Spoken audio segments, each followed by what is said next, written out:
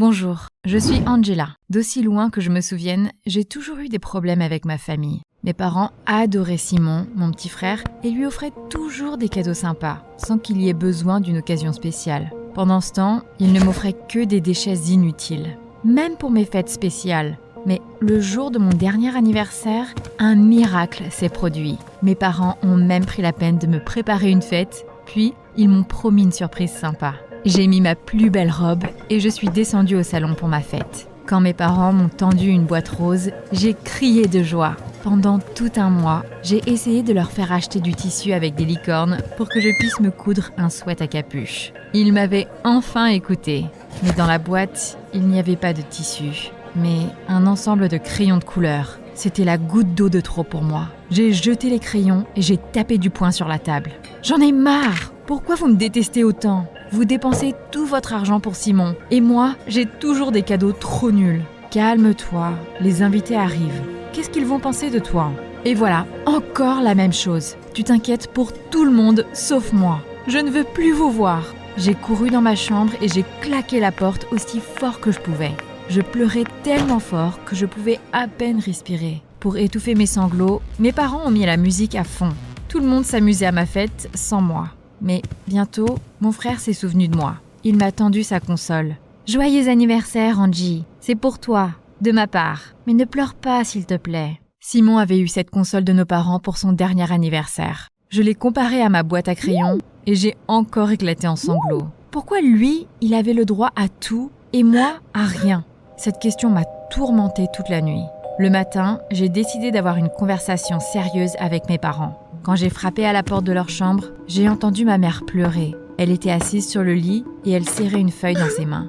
La feuille était mouillée de larmes. J'ai reconnu l'écriture de papa. « Maman, qu'est-ce qu'il s'est passé? Et où est papa ?» Je ne m'attendais pas du tout à sa réaction.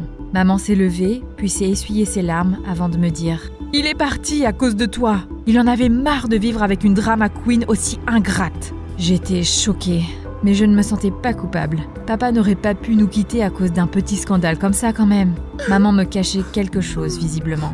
J'ai essayé de savoir ce qu'il y avait dans la note, mais elle s'est repliée sur elle-même. Elle a pleuré pendant des jours et elle ne faisait plus attention à Simon ou à moi. On a vite manqué de nourriture, donc j'ai demandé de l'argent à ma mère. « On n'a rien! Je n'ai pas encore trouvé de travail. Tu devrais t'en trouver un d'ailleurs. Il y en a plein sur Internet pour les ados. Après tout, tout est de ta faute. » J'ai pleuré toute la nuit, serrant Bob l'éponge, ma peluche préférée, dans mes bras. Et le matin, en voyant notre frigo vide, j'ai décidé de faire ce qu'elle avait dit et de trouver un travail à temps partiel. C'est comme ça que ma nouvelle vie a commencé. Avant les cours, le matin, je livrais des journaux. Le soir, je me promenais avec les chiens du quartier pour quelques pièces. Chaque jour, je faisais plus de 20 km à pied. Mais je ne pouvais même pas me reposer la nuit. Ma mère a commencé à ramener ses nouveaux amis à la maison. Ils faisaient la fête jusqu'au matin et ils ne nous laissaient pas dormir. Je donnais tout mon salaire à ma mère, mais elle n'était clairement pas pressée de trouver un emploi. On avait donc constamment un manque d'argent. 2 mois se sont passés comme ça. Pendant ce temps, maman s'est remise de sa dépression. Elle a quand même trouvé un emploi, en tant que femme de ménage dans un hôtel chic. A réappris à sourire et elle a arrêté de m'en vouloir. Un matin, maman est descendue déjeuner particulièrement contente et nous a invités, Simon et moi, à faire une promenade.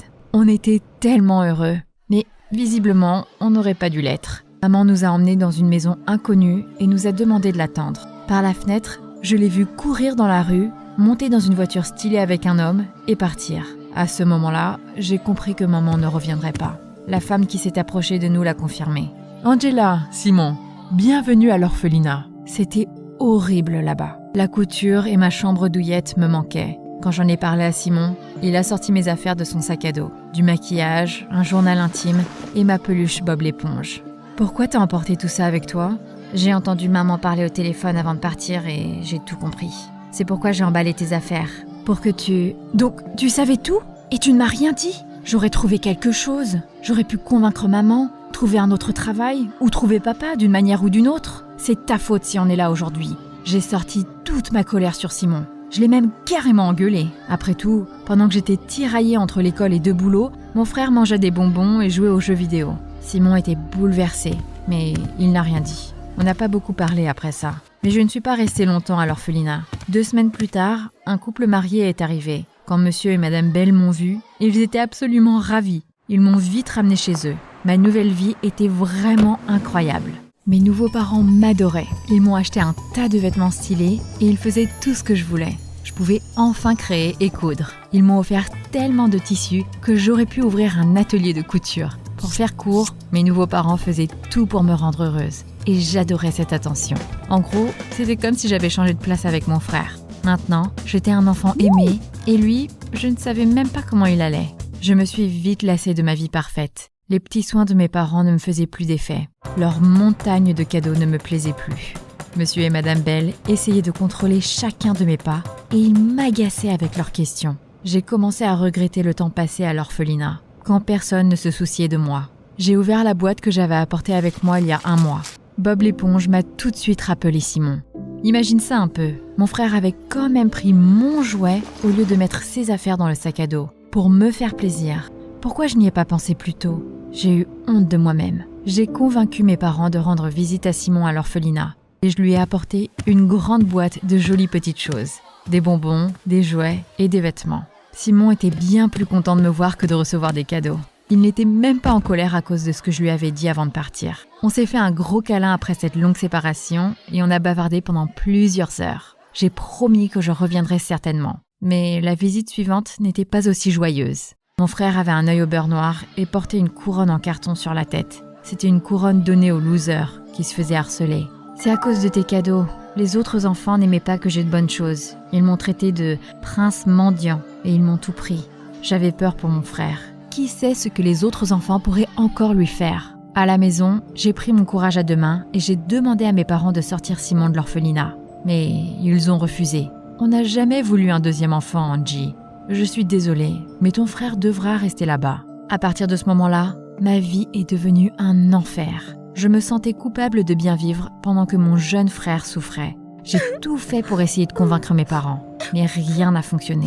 Je me sentais dévastée. Il n'y avait que la couture qui m'aidait à me changer les idées. Je me suis enfermée dans ma chambre et j'ai passé toute la journée à travailler sur mes créations et à coudre. Un soir, j'ai été interrompue par un coup à ma fenêtre. J'ai ouvert les rideaux et j'ai vu un type. J'ai ouvert la fenêtre et il a eu le culot de monter dans ma chambre sans y être invité et a essayé de me serrer dans ses bras. « Anna, je suis tellement heureux de te voir. Ça fait tellement longtemps. Où est-ce que tu as été pendant tout ce temps ?»« Tu m'as confondu avec quelqu'un d'autre. Je m'appelle Angela et ça ne fait pas longtemps que j'habite ici. » Le mec m'a regardé d'un air incrédule et est ressorti dans la rue. Il est revenu avec une photo et me l'a tendue. J'y ai vu 2 enfants. Le garçon ressemblait beaucoup à ma nouvelle connaissance et la fille était comme moi, et pas seulement en apparence. À en juger par sa tenue, elle aimait aussi créer des vêtements. Elle posait dans une robe faite de feuilles, de cônes et d'herbes. C'est vrai qu'on se ressemble, mais c'est pas moi, mec.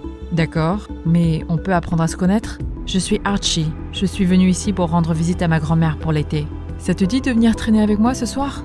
J'ai accepté et j'ai demandé à Archie si je pouvais garder la photo pour la montrer à mes parents. Quand ils ont vu la fille, ils sont devenus tristes. Maman a baissé les yeux et m'a dit « Anna était notre fille, mais elle est partie maintenant. C'est pourquoi on a décidé de t'adopter. Tu lui ressembles énormément. » J'ai été très touchée par cette histoire et j'ai fait un gros câlin à mes parents. Le soir, comme promis, j'ai retrouvé Archie dans le jardin. Il m'a demandé de lui faire un costume cool à partir de matériaux improvisés, comme l'avait fait Anna quand ils étaient enfants. J'ai commencé à cueillir des fleurs pour le costume et je me suis tellement laissée emporter que je n'ai même pas vu qu'une vieille dame s'approchait de nous.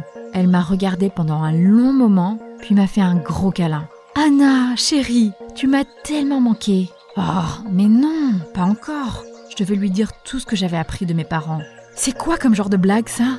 Ma petite fille est vivante. Elle a juste été envoyée dans un orphelinat. Je n'ai pas eu le temps de récupérer quand maman est apparue sur le porche et a crié « Angela, rentre vite, n'ose pas parler à cette femme !» À la maison, maman m'a expliqué que c'était une folle du coin qui appelait tout le monde ses petits-enfants et que je devais rester loin d'elle. Mais je ne la croyais pas. Il y avait trop de coïncidences bizarres. Monsieur et Madame Bell me cachaient quelque chose. Quand ils sont partis travailler le lendemain, j'ai décidé de découvrir ce que c'était. J'ai fouillé toute la maison à la recherche d'indices. En quelques heures, j'ai trouvé une boîte. Il y avait des documents et une clé USB à l'intérieur. La première chose que j'ai faite a été de la mettre dans mon ordinateur portable et de trouver une vidéo. Anna jouait avec un Bob l'éponge en peluche dedans. Il ressemblait exactement au mien. J'ai eu des frissons dans le dos. Dans la boîte, j'ai trouvé autre chose qui m'a choquée. Le résultat d'un test ADN. Ça a confirmé mes soupçons. J'étais la fille de monsieur et madame Bell. J'étais cette Anna qui avait été envoyée dans un orphelinat il y a de nombreuses années. Ils avaient juste changé mon nom pour une raison quelconque. Les larmes coulaient sur mon visage. J'avais déjà été abandonnée 2 fois.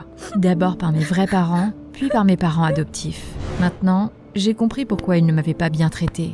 Après tout, Simon était leur fils par le sang, alors que moi, j'étais juste la fille de quelqu'un d'autre. Je les détestais tous, et j'ai décidé de m'enfuir chez mon frère. Peut-être qu'il n'était pas mon frère de sang, mais au moins c'était le seul qui m'aimait vraiment. Je préférais vivre dans un orphelinat que de rester sous un même toit avec des traîtres. J'ai fait mes bagages et j'ai quitté la maison en larmes. La vieille dame m'a suivie. Elle m'a supplié de l'écouter. « Tu ne veux pas savoir ce qu'il y avait dans la note de ton père adoptif ?» Je suis restée bloquée. Comment est-ce qu'elle savait pour la note ? Pour être honnête, ce qui s'était passé avec mes parents adoptifs restait un mystère pour moi. J'ai décidé que c'était ma seule chance de découvrir la vérité. J'ai donc accepté d'écouter la vieille dame. Madame Weisberg m'a raconté une histoire intéressante. Tes parents sont Luc et Véronica. Ils t'ont eu quand ils étaient étudiants. Ils étaient toujours à court d'argent. Ils voulaient tous les deux être libres et construire une carrière, donc sans enfants. C'est là que tes parents se sont vus offrir un poste prestigieux et ils ont décidé de t'envoyer dans un orphelinat. Quand j'ai su ce qu'ils avaient fait, j'ai eu une crise cardiaque. Ils m'ont gardée à l'hôpital pendant 1 mois entier. Dès que j'ai été libérée, j'ai commencé à demander la tutelle. Mais il était trop tard. Tu avais été adoptée par un jeune couple qui n'avait pas d'enfants. J'ai réussi à trouver leur adresse. Je venais chez toi et je te regardais grandir. Tu avais l'air heureuse. Mais quand le 2e enfant est apparu dans la famille, tout a changé. Tu pleurais souvent sur la balançoire dans la cour. Et personne ne venait même te calmer. J'ai réalisé que tu n'étais pas heureuse dans cette maison. Donc, j'ai décidé de convaincre tes parents adoptifs de me confier ton éducation. Ils ont vite accepté. Ton père a fait semblant avec la note, comme on avait convenu, et il a quitté la famille. Mais les choses ne se sont pas passées comme prévu. Votre mère adoptive vous a remis, vous et son propre fils, à l'orphelinat. C'est une bonne chose que vos vrais parents soient revenus à la raison. Je suis heureuse que tu aies trouvé une famille, et je veux en faire partie. Mais je n'ai pas parlé à Luc et Véronica depuis des années. Je pense que j'en ai marre. Je suis fatiguée de vous et vos combats. C'est tout ce que tout le monde a fait. Me bouger d'une famille à une autre, et je ne veux retourner nulle part. J'ai pris le bus pour l'orphelinat. J'ai menti et j'ai dit que mes parents me battaient, me blessaient et me détestaient pour qu'ils ne me renvoient pas. Ils ont été choqués, puis ils m'ont laissé entrer. Quand j'ai retrouvé Simon, je lui ai raconté tout ce que j'avais appris de ma grand-mère. Il n'était pas trop contrarié. T'inquiète, je me suis déjà habituée à être abandonnée. C'est toi ma vraie famille. On s'est fait un gros câlin et on s'est promis de ne plus être séparés. Si on était accueillis par une famille, on irait forcément ensemble. On n'a pas eu à attendre longtemps. Le soir même, mes parents sont venus. Au début, j'ai refusé de sortir avec eux. Mais ils avaient l'air tellement misérables que j'ai craqué. Vous n'avez rien à dire. Grand-mère m'a déjà dit la vérité. Je t'avais dit de ne pas lui parler. Angie, chérie, arrête un peu. Viens, on va à la maison. Et excuse-toi auprès de l'orphelinat pour tes mensonges. J'ai accepté de revenir, mais à une seule condition. Que mes parents adoptent Simon et se réconcilient avec ma grand-mère. J'étais terriblement fatiguée des combats et je voulais juste avoir une famille normale. Mes parents savaient à quel point j'étais têtue. Donc, cette fois, ils ont rapidement accepté. La paperasse a mis plusieurs mois à être réglée. Pendant ce temps, j'ai décidé de rester avec mon frère pour qu'il ne soit plus seul. Toute la famille nous rendait visite chaque jour. Bientôt, ces réunions ont fait que tout le monde s'entendait bien et maman et grand-mère ont cessé de se disputer. Quand on est tous revenus à la maison, je me suis sentie heureuse pour la première fois depuis longtemps. On a tout recommencé à zéro, sans rancœur ni reproche. Les choses s'amélioraient enfin. Et un jour, les parents de Simon sont apparus à notre porte. Les larmes aux yeux, ils nous ont demandé de les écouter. Mais est-ce qu'on devrait leur redonner leur fils après tout ce qu'ils ont fait ? Tu penses que je devrais faire quoi ?